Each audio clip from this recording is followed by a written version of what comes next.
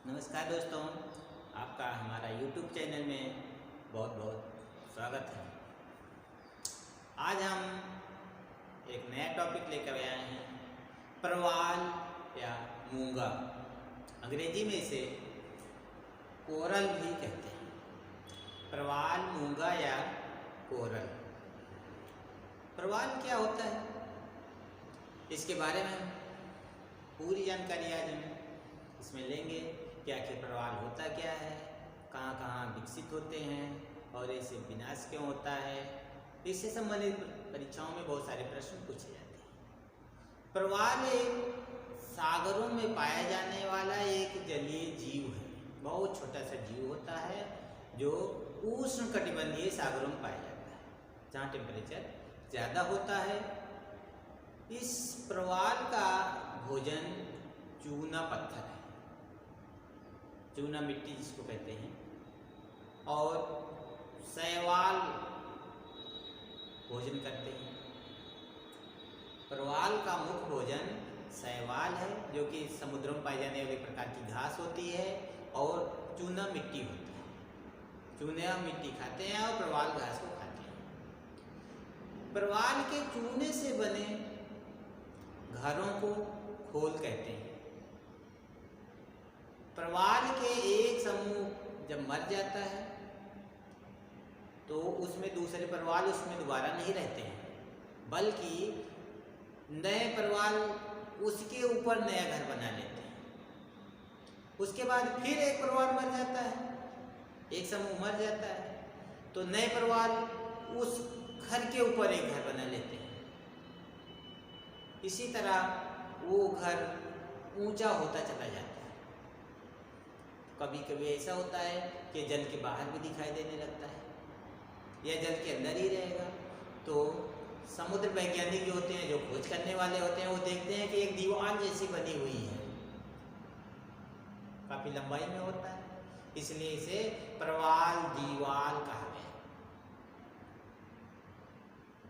या कोरल भित्ति भी इसे कहा जाता है। परवाल अपना ऊंचा घर बनाते चले जाते हैं, एक विशेष लंबाई हो जाती है तो इसे परवाल भित्ति या परवाल घर कहा जाता है, या उसको खोल कहते हैं, या उसकी दीवार भी कहा जाता है। परवाल कई प्रकार के होते हैं। भिन्न भिन्न विद्वानों ने तमाम परिभाषाएं दी हैं, तमाम प्रकार बताए हैं, लेकिन एक वैज्ञानिक थे चार्ल्स डार्विन। उन्होंने 1842 ईस्वी में परवाल भित्तियों के या परवालों के घरों के, परवालों की दीवारों के या परवाल की स्थलाकृतियों को 4 प्रकार से बांटा है। कौन कौन से हैं, कैसे कैसे हैं, हम इसके बारे में जानते हैं। या हम जान लें पहले कि परवालों के विकास के लिए कौन कौन सी भौगोलिक परिस्थितियां होती हैं जिसमें परवाल विकसित होते हैं। परीक्षाओं में जो जो प्रश्न पूछे जाते हैं उनसे संबंधित प्रश्न, जैसे परवाल कहाँ विकसित होते हैं। परवाल महासागरों में विकसित होते हैं, या बड़े बड़े सागरों में भी विकसित होते हैं, जो 30 डिग्री उत्तरी अक्षांश से 0 डिग्री अक्षांशों के मध्य विकसित होते हैं, अर्थात गर्म क्षेत्रों में विकसित होते हैं। अक्षांशों का मान पूछ लिया जाता है किन अक्षांशों में, तो निम्न अक्षांशों में जो 0 डिग्री से 30 डिग्री अक्षांश होते हैं, उन्हीं अक्षांशों में विकसित होते हैं, जहाँ पर तापमान 20 डिग्री से 22 डिग्री सेल्सियस के आसपास होना चाहिए। अगर तापमान 20 से 19 हो गया या 22 से 23 हो गया तो परवाल मरने लगते हैं। परवाल मरने क्यों लगते हैं? टेम्परेचर ज़्यादा होता है तो उनकी जो शरीर होता है हरे रंग का होता है। टेम्परेचर ज़्यादा होने की वजह से उनका हरा रंग उड़ जाता है और प्रकाश संश्लेषण क्रिया नहीं कर पाते हैं और वो सफ़ेद रंग के हो जाते हैं, जिससे वो मरने लगते हैं। भोजन नहीं बना पाएंगे तो मरने लगते हैं। और जो जल होना चाहिए थोड़ा अवसाद रहित होना चाहिए, ज़्यादा उसमें अवसाद, मिट्टी इत्यादि नहीं होना चाहिए, नहीं तो वो प्रवाल उसको खा लेते हैं और उनका मुंह बंद हो जाता है और वो मर जाते हैं। प्रवाल कितनी गहराई तक पाए जाते हैं, ये प्रश्न पूछा जाता है। प्रवाल समुद्र तल से 70 मीटर की गहराई तक पाए जाते हैं। अब ये भी प्रश्न पूछा जाता है, क्या स्वच्छ जल में होते हैं या लवणीय जल में होते हैं? तो सागरों में वैसे भी लवणता होती है, लेकिन औसत लवणता उनके लिए 27 से 30 डिग्री या 30 प्रति हजार होना चाहिए। लवणता सागरों में 30 से 27 से 30 प्रति हजार होनी चाहिए, प्रतिशत नहीं, प्रतिशत 100 से डिवीजन किया जाता है, लेकिन हजार प्रति हजार मतलब हुआ कि वो हजार में डिवीजन किया जाता है। इसी तरह प्रति लाख, प्रति 10 लाख, प्रति करोड़, इस तरह निकाला जाता है। तो फिलहाल जो लवणता होनी चाहिए इनके लिए 27 से 30 प्रति हजार होनी चाहिए।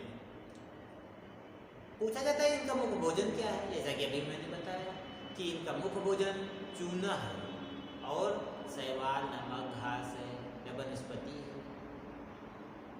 इनकी ये परिस्थितियां होंगी तभी प्रवाल विकसित होगा, अन्यथा प्रवाल विकसित नहीं हो पाएगा। हम देखते हैं कि प्रवाल कितने प्रकार के होते हैं, कहाँ कहाँ कैसे कैसे हैं। देखिए प्रवाल, यह डार्विन के अनुसार प्रवाल मुख्य रूप से 4 प्रकार के हैं: तटीय प्रवाल, अवरोधक प्रवाल, प्रवाल द्वीप वलय या इसे प्रवाल एटाल भी कहा जाता है। मूंगा द्वीप 4 हुए: तटीय प्रवाल, अवरोधक भित्ति, प्रवाल द्वीप वलय और मूंगा द्वीप। अब इसको हम समझते हैं तटीय प्रवाल क्या है।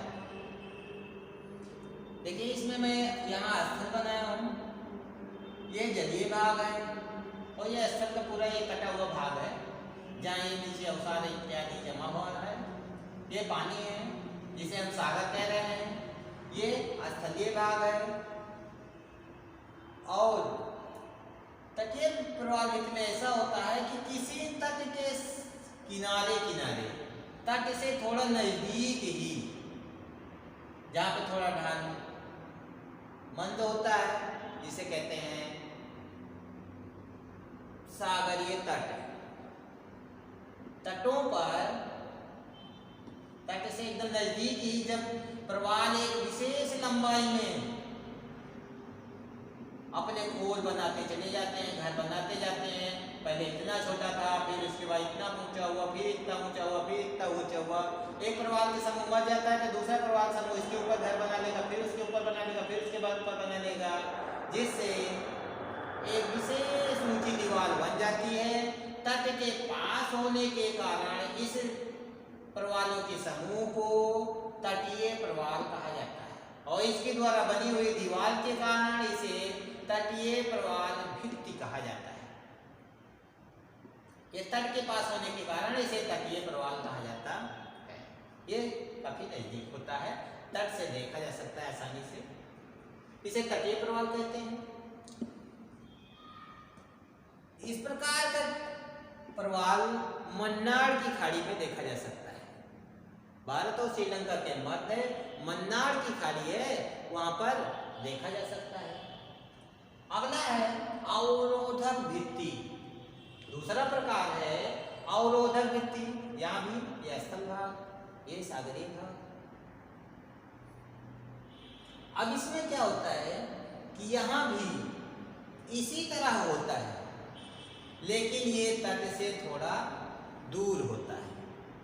तट से दूर होने के कारण इसे अपतटीय प्रवाल भित्ति कहा जाता है। ये कभी कभी चापाकार होती है, इसलिए इसे चापाकार प्रवाल अवरोधक भित्ति कहते हैं।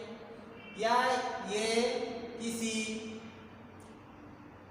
अपतट रोधिकाओं के पास, रोधिकाएं होती हैं, स्प्लिट होती हैं, समुद्री स्थलाकृतियों में आप लोग पढ़ेंगे, तो उसमें उसके चारों ओर पाई जाती हैं। अगर ये दूर हैं तो इसे अवरोधक या अपतटीय या वलयाकार प्रवाल भित्ति कहा जाता है।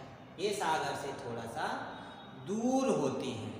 ऑस्ट्रेलिया में विश्व की सबसे बड़ी प्रवाल भित्ति है, जिसे ऑस्ट्रेलिया की प्रवाल भित्ति कहा जाता है या ऑस्ट्रेलिया की महान प्रवाल भित्ति कहा जाता है। ये बहुत बार परीक्षाओं में पूछा जाता है कि ऑस्ट्रेलिया की प्रवाल भित्ति किस महासागर में पाई जाती है। ये ऑस्ट्रेलिया के पास प्रशांत महासागर में पाई जाती है। ऑस्ट्रेलिया के उत्तरी भाग में प्रशांत महासागर में पाई जाती है। फिर आज ये अवरोधक भित्ति थोड़ा दूर होने के कारण इसे अवरोधक या अपतटीय प्रवाल भित्ति कहा जाता है। इसमें अंतर ये है कि ये पास होती है, ये थोड़ा सा तट से दूर होती है। तीसरी प्रवाल भित्ति है प्रवाल द्वीप वलय। ये स्थल भाग, ये सागरीय भाग। सागरीय भागों में स्थलीय भागों के जैसे सागरीय भागों में भी पर्वत पाए जाते हैं। जब पर्वतों की चोटियां ऊपर दिखाई देने लगती हैं तो उन्हें द्वीप कहा जाता है। सागरों में स्थित पर्वतों की चोटियां जब समुद्र के बाहर दिखाई देने लगती हैं तो उसे द्वीप कहते हैं। ये शंक्वाकार होते हैं, लेकिन कभी कभी ये समुद्रों की लहरों इत्यादि के कारण कट करके केवल समुद्र के सतह के बराबर हो जाते हैं। कुछ ही ऊंचाई पे होता है तो ये इस तरह दिखाई देंगे, नहीं तो इस तरह से होते ये द्वीप ही होते, द्वीप ही हैं सब। ये पर्वतों की चोटियां ही हैं। में द्वीप भी कहा जाता है या समुद्री पर्वतों की चोटियां भी कहा जा सकता है।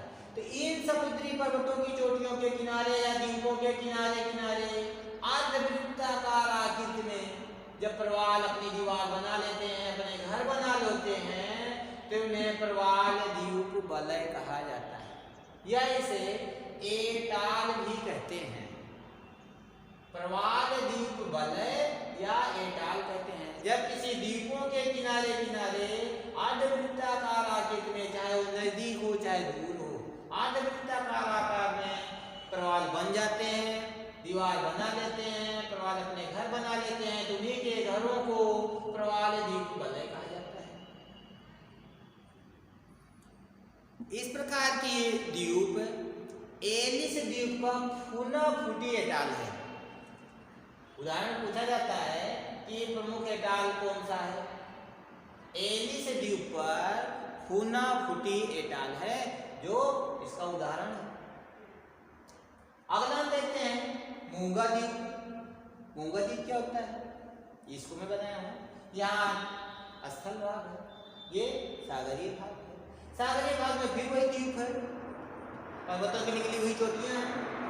अब इस पर्वतों की चोटियों के चारों लगभग वृत्ताकार आकार में गोल आकृति में इसके चारों ओर प्रवाल अपना घर बना लेते हैं, अपनी दीवार बना लेते हैं, ऊंचा भूभाग बन जाता है। यही ऊंचा भूभाग जो प्रवालों के द्वारा या मूंगों के द्वारा बनाया वो होता है मूंगा द्वीप कहलाता है।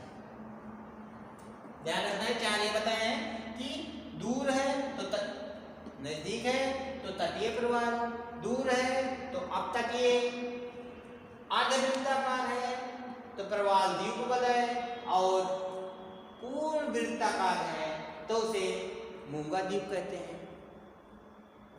फिर अगले और भी प्रश्न ये पूछे जाते हैं कि ये प्रवाल आखिर नष्ट क्यों हो जाते हैं।